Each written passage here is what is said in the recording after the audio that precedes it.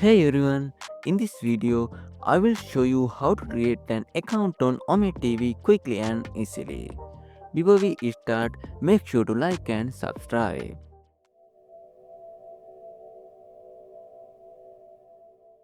First, you will need the Gmail account.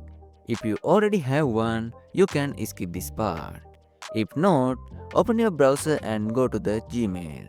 Then click on create an account and enter your details to create the account.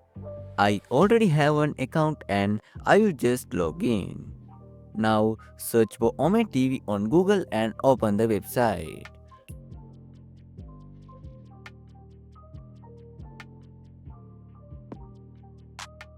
Now you will see three options like mine and click the sign up using Google. Now select your account and click on continue.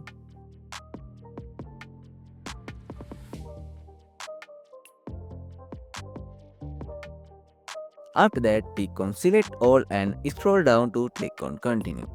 That's it. Your account is ready.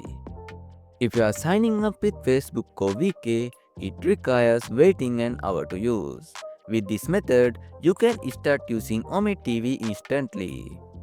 Hope this video helps. So don't forget to like and subscribe. Thanks for watching.